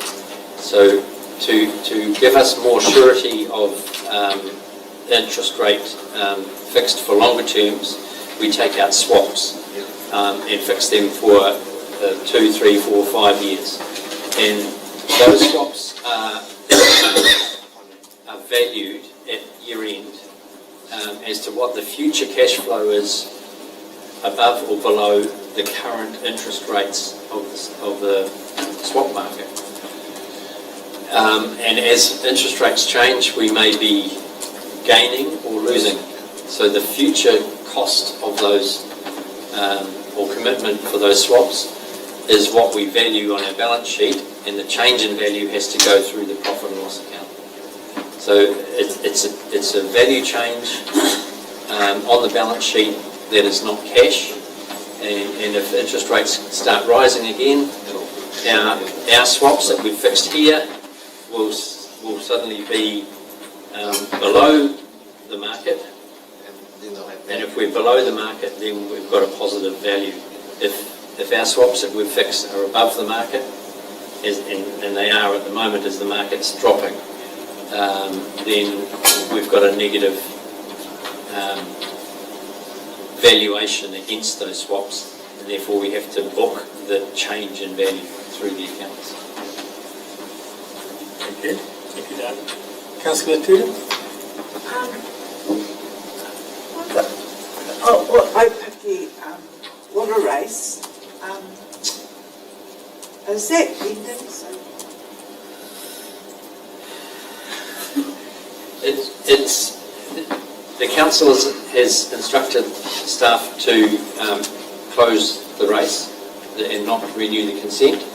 We're incurring costs at the moment and for a consent closure process. We're keeping the race open and still incurring costs. We're collecting rates from the properties that are serviced by the water race. In the last year, we've spent more than the revenue that we collected, and we're losing money against that at the moment. And when it closes, we won't be able to charge the users of the race, and we will try and minimise any future costs. The people who want to keep the race open have to work out how they are going to fund keeping it open from the users, and that's. Just further to that, some months ago, you all voted to provide $100,000 funding to support the user committee up there in their application. So we are spending that money on their behalf at their request, and we are providing whatever support we can with their application, but that is being driven by them. Thank you. Councillor Lennox? Just Mayor's following on from Marama. So is there a reason why they haven't signed the MOU? Is there a specific reason why they haven't signed it, or just? Well, they don't particularly like the terms, but the terms reflect the resolution. Okay. And that's the mandate I have. I don't Yeah. Okay. Any further questions? Councillor Bogan? I just want to circle back. So with these swaps, we're currently in an environment where interest rates are going to proceed to fall for a while. Are we continuing to buy forward to cover, or have we stopped that because of what we're seeing with interest rates? We've got a policy that says we need an amount of fixed and amount of floating, and we need to be between 40% and 70%, I think it is, in terms of fixed cover. So we're down around 50% at the moment of our total cover is fixed. We can't go below 40% or we breach policy. If we leave everything, if we have everything floating, it's a short-term gain, and you've got to fix at the right time to get advantage, and we get advice around picking the time in the market to fix. So we are using outside external advice to manage that. Yes, or to manage with, to give us policy, to make sure we're staying within policy, and we report that to council. And also reviewing what the market is doing, whether the interest rate market is the opportune time to be fixing. So one last question, sorry. So has there ever been a review by this independent external advisor as to whether or not we've actually been overs on this over time? Or basically what I'm saying, who's making the money out of this? Is it the external advisor or are we? We pay them a fee Yeah. for advice, and it's BWC. We deal with ANZ or Westpac or BNZ as far as going to them for a price for a swap, so that they're competitive, and one of them will be a lower than the other, depending on what their dealing room pricing is on the day. Once we fix that, going back and saying, if we'd done this, we would have made more money or lost money. Once you make the decision, you're locked into that decision, and you're taking a risk position, and you've locked yourself into that position. So yeah, we're not trying to measure whether we've gamed the system or not. We're not playing a game with the system. We're looking to protect the council. Sticking to your policy and doing this. Yes. Cool. So you can exit when you want to. No. Any further questions? Cost to exit, fixed. You can sometimes extend. Okay, I'm going to move the recommendations on page 180. Somebody second? Second, Councillor Tudor. Any further discussion? Councillor Tudor? On page 184, and the rates penalties, that's almost quite a bit more. Yeah. I've got an answer for that. We write off a certain amount of penalties, and when we do a budget, we net the penalty income against what we write off. But when we come to reporting on it, we have to report the penalties that we've written off as a remission. They're classified as remission. So most of the penalty remissions relate to people on direct debits, and if they pay a 2 weekly or monthly direct debit, they get right through to the year end to pay. The system calculates a penalty on their rates balance at the end of an instalment, but we write the penalty off again because we know they're on a direct debit process that will have them fully paid by year end. So you'll see that the variance there between rates penalties and rates remissions is roughly the same. So they offset each other. So we're reporting the full penalties and the full remissions. We budgeted a net position. Any further discussion? No further discussion. I'll put the recommendations. All those in favour, please say aye. Aye. Carried. Against? Carried. Thank you, David, for that very detailed report. That's great. Okay, we now go to page 192 to the Masterton District Licensing Committee. 2024-28 annual report. There you go. Thank you, Your Worship. That's Terry back in the hot seat again. Terry again. It's on the field day. Kia ora again. I'll take this report as read. This is a requirement under section 199 of the Sale and Supply of Alcohol Act that requires us to report to ALA, or the Licensing Authority, annually. The report can be seen in the attachment. Reasonably it was a quiet year in terms of licensing for the DLC. There were 2 new licences granted, and the only other thing to probably highlight was that there was one special licence which was declined by the District Licensing Commissioner as well, because it was submitted to less than 20 working days prior to the event, and this applicant had previous special licences and knew the process. So there has been some tightening up around there. And there was, of course, the licensing inspectors issued a newsletter in December as well, just to remind licensees of their responsibilities and their key dates. I'll take any questions. Any questions? Questions for Kerry? Kind of. Councillor Moga. Kind of is a question. It's not part of the report. No. Any questions for Kerry? Somebody prepared to move the recommendation that we receive a copy? Move Councillor Bay? Yes. Move seconded. Councillor Lennox, any discussion? Councillor Lennox? Thanks, Terry. I just like to see that you've got the zero alcohol beer sales in there, because I was quite shocked, obviously, to hear sure many people were about the local service station. It's quite phenomenal that that wasn't part of a larger act anyway, that seemed to have gone through the cracks, so thanks for addressing that. Yeah. Councillor Lennox, any further discussion? No further discussion, I'll put the recommendation. All those in favour, please say aye. Against? Carried. Thank you, Terry. We now go to page 197, the Community Activity Report. Corin. This one is me. Afternoon all, and welcome to the last Community Activity Report of the triennium. So I'll take the paper as read and just note a few things. So preparations well underway for the move of the library to the temporary location at 45 Chapel Street. So I'm really happy with the way that's progressing.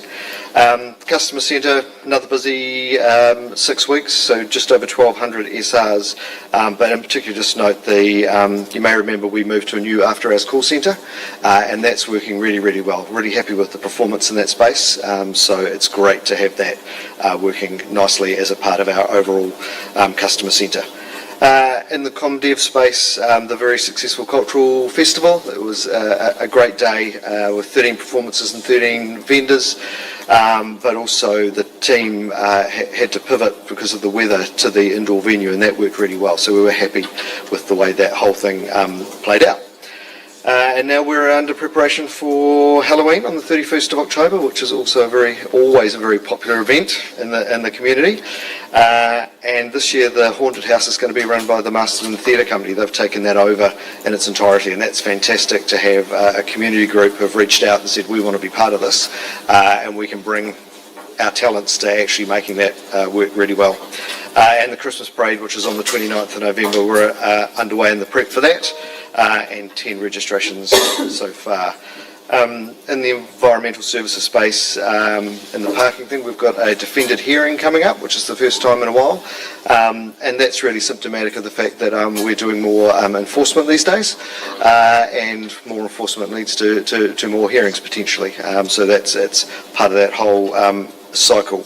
And also in that space, and this may be where Councillor Bow was going to go, we have recently had a hearing of the District Licensing Committee as well, which is the first one we've had in a long time.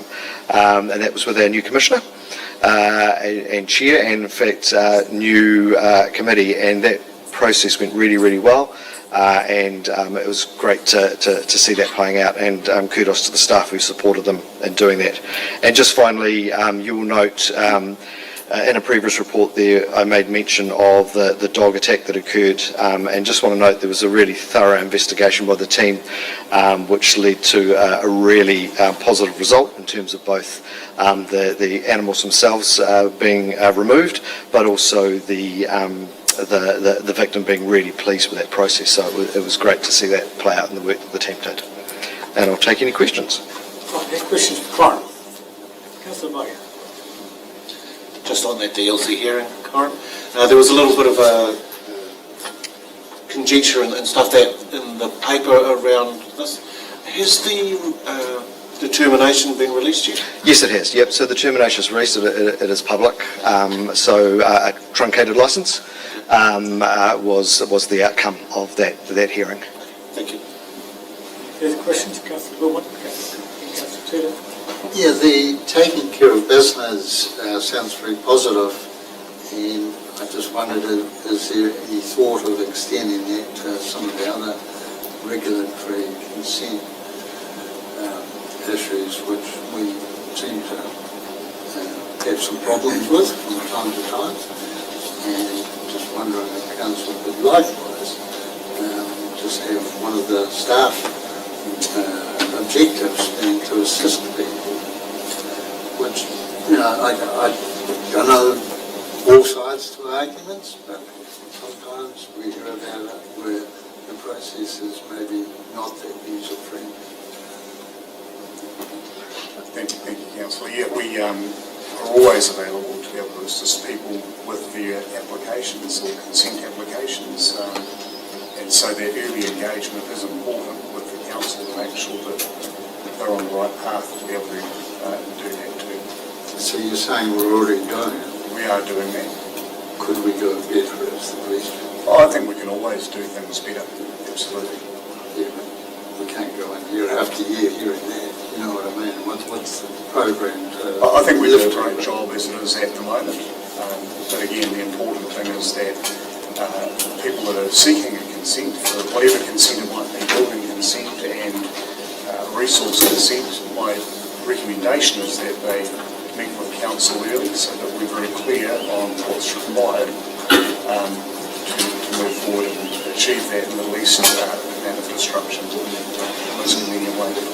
Do you survey the users of the service from time to time on their opinion of how good the system works? So Councillor, in terms of the part of the business that I'm responsible for, yes, and also, I mean, part of the intent of taking care of businesses, so when somebody's setting up a business, if that involves a range of touch points across the council, and some of those may be consent related, the point is that at the point of engagement, they will get notification of all the parts of council that they need to engage with, and that those parts of council will know that that application is going on and be prepared. I mean, I hear what you say, but we still hear of people that are in business, have some change to their business, whatever, that have problems, and it's, you know, they're not being included in that, I wonder. Because, okay, if someone comes in and says, I want to set up a business, yet they're in the system and touches all those places, whereas the consenting business is not part of the initial taking care of business setup. And yeah, I just wonder how we could do better. I think it is included. You know, Terry might be able to respond to this because she's leading that piece of work, so we're Terry to respond very quickly to that. So taking care of business is run, so it goes across the organisation. So somebody puts in a brief about what they're planning to do, and then it goes through building, it goes through planning, it goes through environmental health, it goes through water services, and whoever else might need to be involved. And they comment on the proposal of the business, saying you will need a building consent, you will need a resource consent, you'll need a food licence, you'll need an alcohol licence, you'll need a trade waste, or what the things are that they might be, and they also actually comment on the timing of the processing of those consents as well, because we know that like a planning consent, you know, that can start sort of about 3 months, a 3-month sort of window, isn't it? 12 weeks, whereas a food licence we need more like 20 working days. So they are given the time frames as well as to what, you know, the time that it takes to get these processed, and the more information people give us, the better we can service them. I suppose I'd say that if someone is, I don't know, making a change to their business building or something like that, and I don't know, goes through the builder and comes in, are they automatically referred to this help service of taking care of business? With my team, we definitely encourage them to... So everyone? So I can't speak for other teams, but I would expect that yes, that would be encouraging. But it is also up to the business owner to articulate what they're doing and to make sure that they are explaining so that we can assist them as well. And Councillor, if that comes in through the customer centre, absolutely they will be directed into that taking care of business channel. Councillor Turner? You know how we had the Masterton company present to us? Could you just remind me the difference between that group and the two? So the Youth Council is a broad group, which so we go out for expressions of interest to be part of that at the start of the year. The Tuia is a specific program that buddies with the Mayor and is mentored in the Mayor space. So it's about an individual, or it can be a couple of individuals, but that's a particular one-to-one relationship, as opposed to the Youth Council who meet on a monthly basis.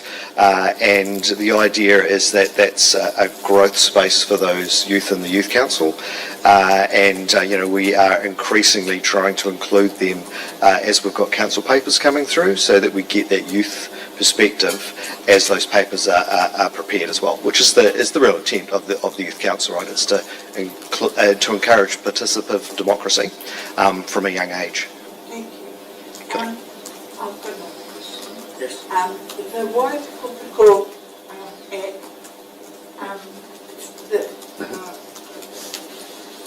how many acts like that have we got? I think that's the only one at the moment. And that's around that specific development, but that's an area that we're certainly interested in terms of developing the stories. And is it in the story app? Yeah. Discovered. So we've got an app called Discover Whakaoriori. It's run on a platform called Story. It allows you to run tours. So some of those are very tactical tours. Here's where the recreation trails are, and some of them are very storytelling based. The latest tour that was uploaded that was developed by Bella in partnership with both local and iwi in the Wairarapa is the Awa tour, that tells the stories of the rivers, lots of information signposts about it. So it's an app that we could use for various tours around the place, depending on our ability to generate the content for them. And are these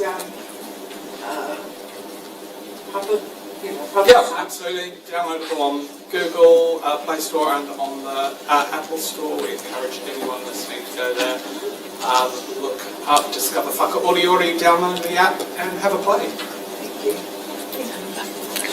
Any further questions? Just one quick one about the Henley Lake. I think we need to be tougher with people without dogs on leash. And the other thing is that there was a guy there the other day and he didn't know about it. There's actually no sign at the car park. It's one and a halfway wrap, there's several round, but there's nothing at the car park. So when I told him about it, he was very apologetic, but I think we do need to get tough because they're pretty annual. Yeah, and that's so one of the things with Gordon coming on board as the team leader in that space, and that's why I made that reference earlier around in the parking space, right? So we are doing more in that space to make sure that people understand. And one of the approaches for the animal services team is very much about enabling people to learn and understand before we go to enforcement if we possibly can. But then, yes, absolutely needs to be controlled. Further questions? No further questions. Somebody prepared to move. We received the report. With Councillor Lennox, second Councillor Hyams. Any further discussion? I just wanted to Yes, say- Councillor Lennox. Thank you, Corin. Yes, so just in and around regards to the refugee settlement group, we actually had a biannual official welcome for the more recent families that have arrived from Bangladesh and Pakistan, the Ahmadiyya community, over the last 2 years. So that was held a couple of weeks ago at Te Ori Marae, and both iwis were there hosting, which was awesome, and the two communities, and there would have been around, I couldn't count all the heads, but I think around 40 to 60 people attend, and lots of those also the local services that support these families coming to Masterton. So it was a really fantastic event. So just letting you know that. Thank you very much. Right, any further discussion? No further discussion. I'll put the motion. All those in favour, please say aye. Aye. Thank you very much, Corin. It always amazes me when I read that community heavy report of just how much work we are doing in that area. It's quite amazing. Okay, page 208, strategy, policy and governance report. Shane.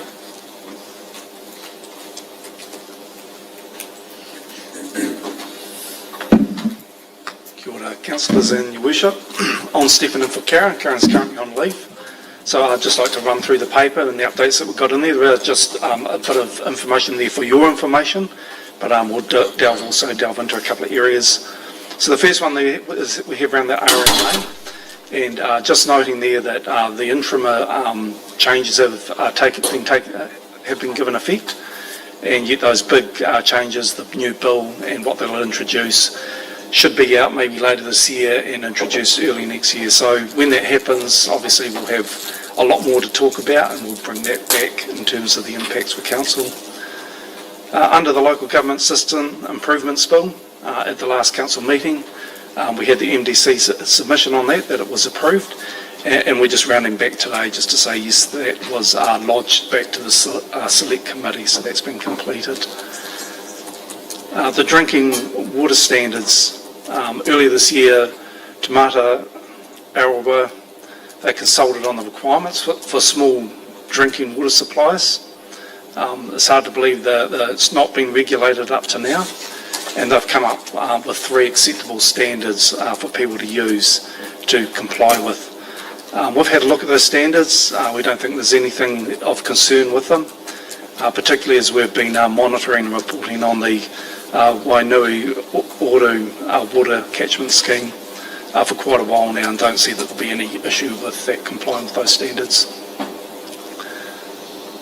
The draft code of conduct for the elected members, so following our workshop that we've held on that, we're going to incorporate your feedback into that document, and once that's finalised, then we'll be able to provide a copy.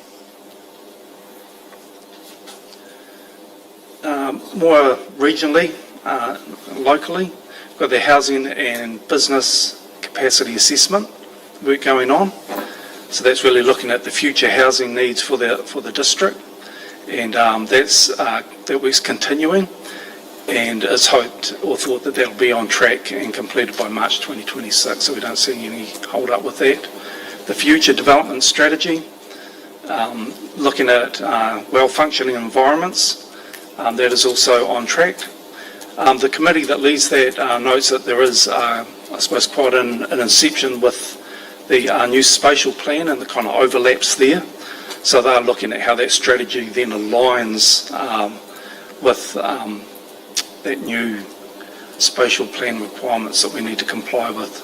So they will further that discussion, I suppose, to give some direction to where the strategy needs to go to align with it. And you've got a link there for more information should you need that there. And then just noting the Wellington 2050, identifying the regional priorities, that will also feed back into the future development strategy, also give it the direction at that higher level where that needs to trip to. I'd like now to invite Christine up, because she's going to cover through the proposed district combined district plan and where we're up to on the matters with that. Thank you, Shane. Kia ora, councillors and Mayor and officers. Just to give you a briefing on the proposed district plan with regard to the decision going out on the 8th of October and 8th of October, and appeals for that will be closing on the 21st of November. Now the decision for that is actually confidential at the moment until it goes out, but I'm just going to give you a few things to note from the district plan. You will recall that when the proposed district plan went out in 2023 October, we had a number of submissions on that, and then further submissions after that, and then we held 14 hearings for that as a whole in terms of that, and that came to an end this year in June, at the end of June. Now, some key decisions that will be coming out, if you recall, one of the ones that a lot of people had some interest in was in the rural area, the 40 hectare minimum lot size. That still stands, but in the there was also another rule with regard to Masterton and South Y about smaller lots in the rural area, minimum less than 4 hectares, and whether you could subdivide. That rule didn't go through to Masterton, but now it's been included, and then you are now allowed to subdivide a smaller lot of a larger lot of less than 4 hectares in the rural area. So that the rural lifestyle, that zoning was only for Masterton, and that still carries on. Changes there are that from the 5,000 hectare lot minimum size, we are now, the committee has decided that it should be increased to 1 hectare. In terms of that, the residential zone stays the same. There was a overlay there in the Masterton area for the low density that has been removed, and the medium density now goes all over the district. In terms of that, the also minimum lot sizes for the medium density and the residential still stands. You will also note there was a new introduction of the Maori purpose zone. That still stands. And so also with some of the commercial, industrial, and the open spaces, a lot of that still stands, but we encourage you to read the document when it comes out on the 8th. It will be notified. There will be copies available in Waiata House and in Queen Street and in the library, and also online. Have a look at that, and as I said, if you made a submission to that, then you have the right to appeal to the Environment Court for that, and that will close on the 21st of November. Any questions? Questions, Councillor Holmes. Just got one question. What's the definition of medium density housing? We've increased the, I haven't got the definition here, but what we have done is that for the medium density is that we've allowed minimum lot sizes for subdivision, and we've allowed for more infilling, what we call more infilling in the sort of urban areas, the residential areas, and that has come down to 200 square meters, so a lot more of infilling for those medium density areas.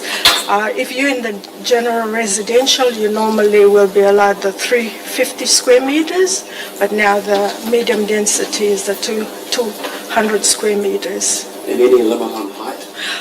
There is still a limit on height in terms of that.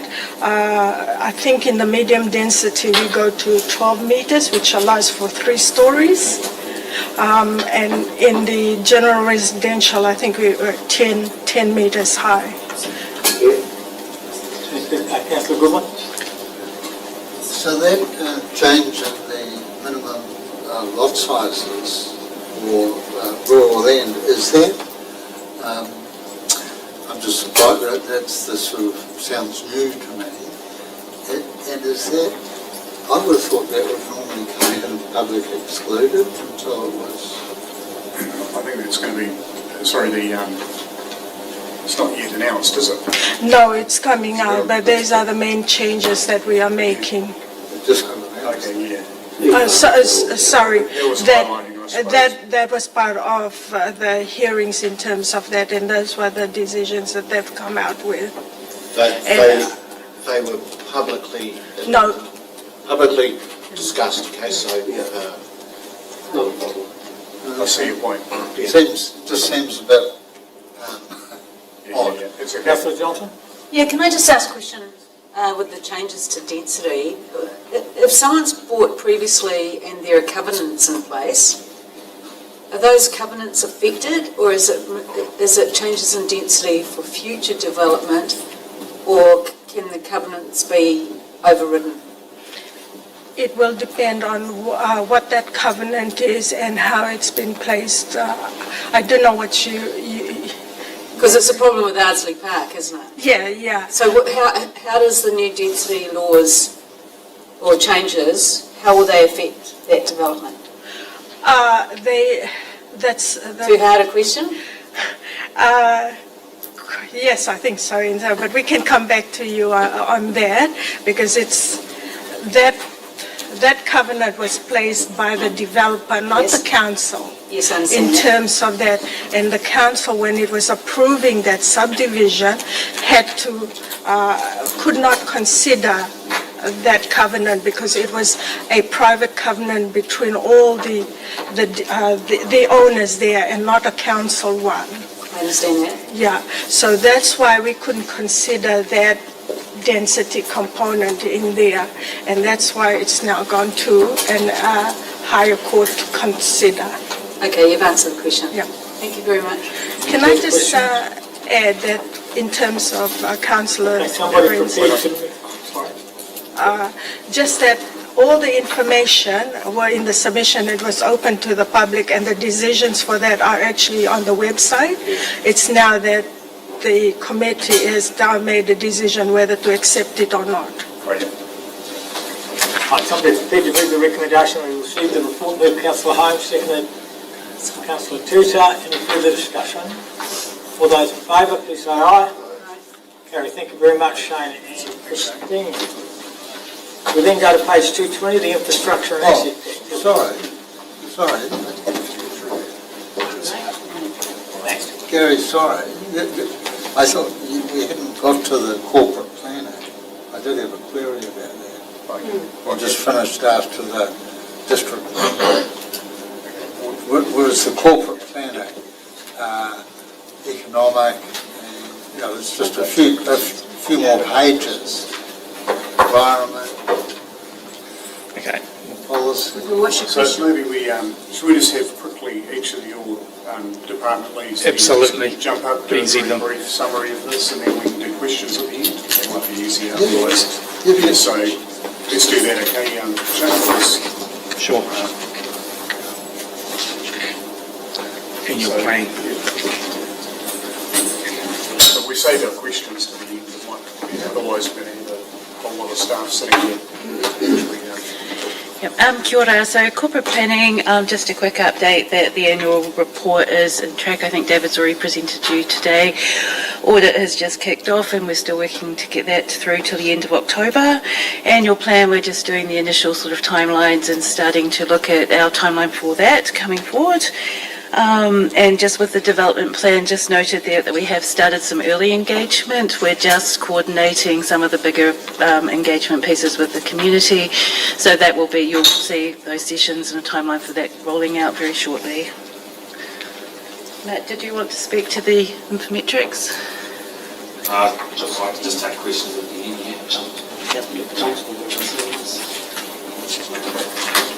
Okay. So we're in. Any questions on the corporate planning side of things? Councillor Goodwin? Yeah, I just wonder if, I don't know, in my opinion, and what I heard is that last time, maybe when you first arrived, we had a priorities meeting.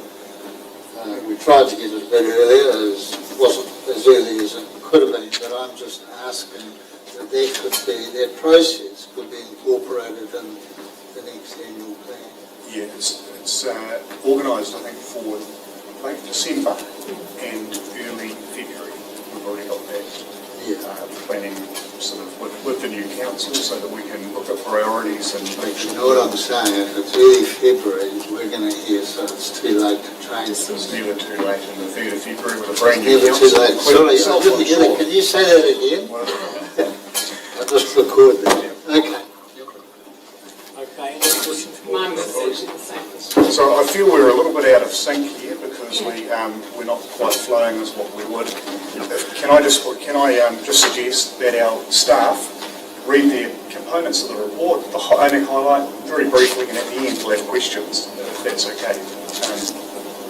So we could jump to the consolidated bylaw review, Angela.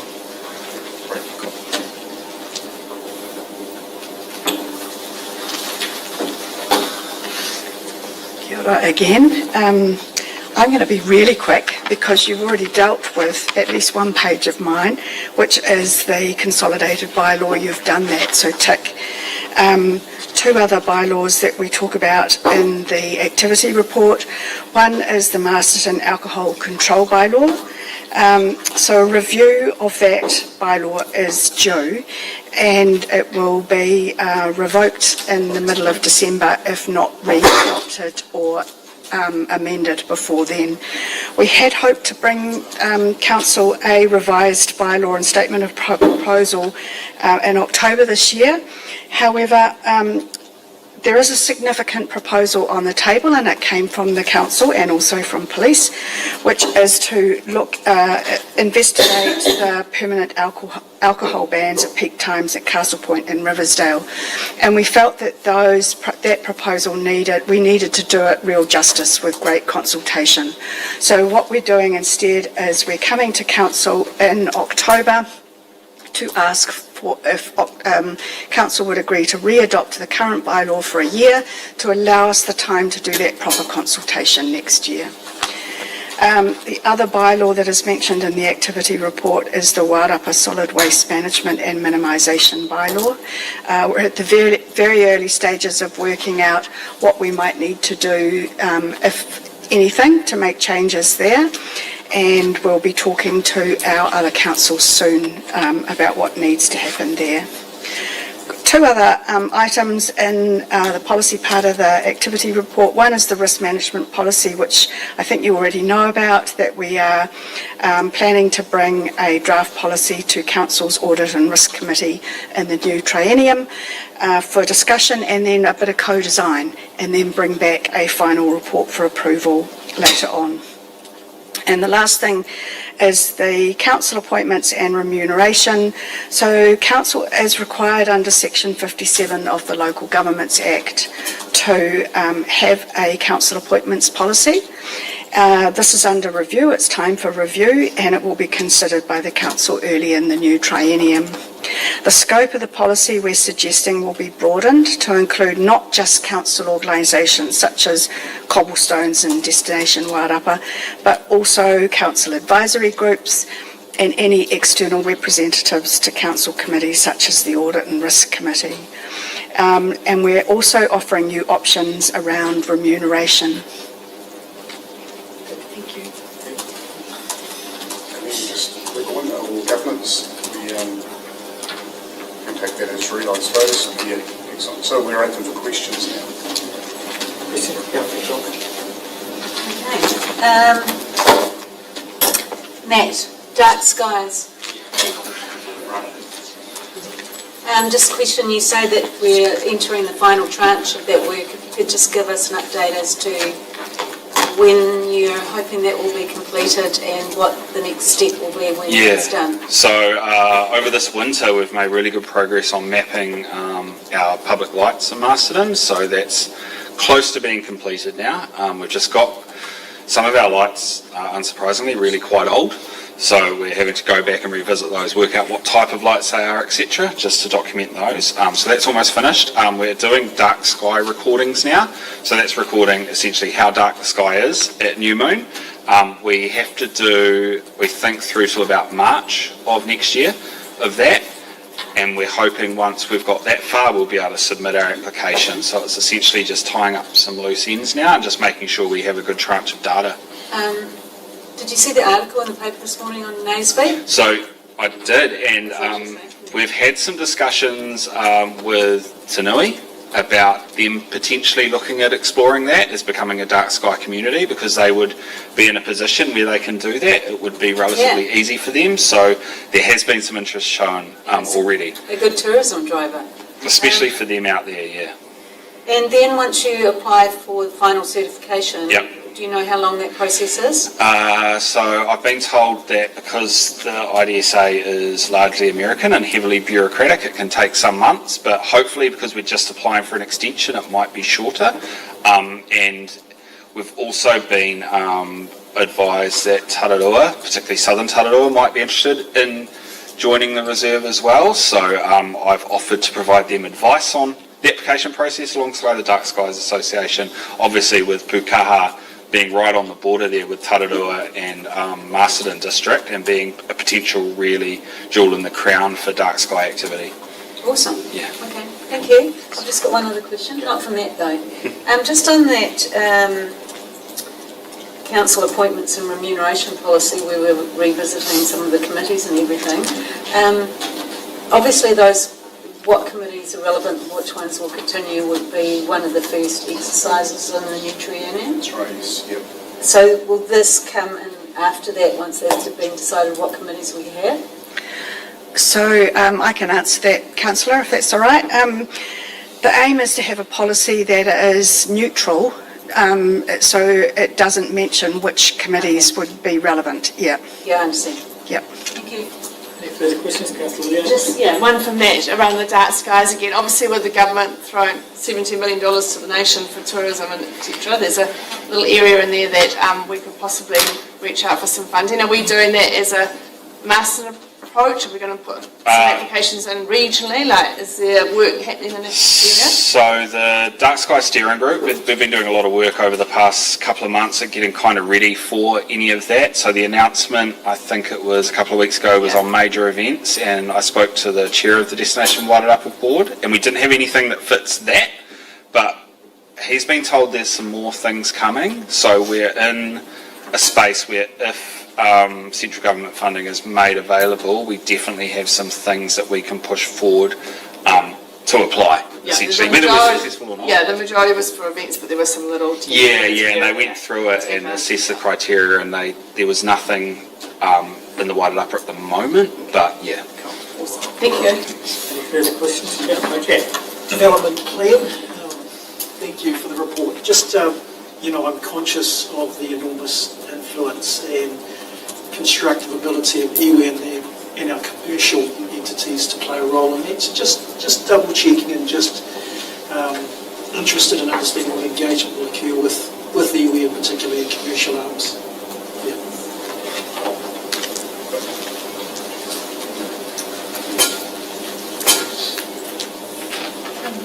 So we have reached out to both iwi entities and invited if they would like to have somebody participate in our project working group. We do have a meeting next week with Rangitane, Tumaira, to discuss with them their interest in how they would like to participate. And we are working with our community development team on a mana whenua iwi-based session to elicit engagement in that space. Thank you. Any further questions? No further questions? Okay, somebody prepared to move that we receive the report. Move Councillor Johnson, second Councillor Goodwin. All in favour, please say aye. Aye. We've gone for over 2 hours now, so we'll have a 5-minute break.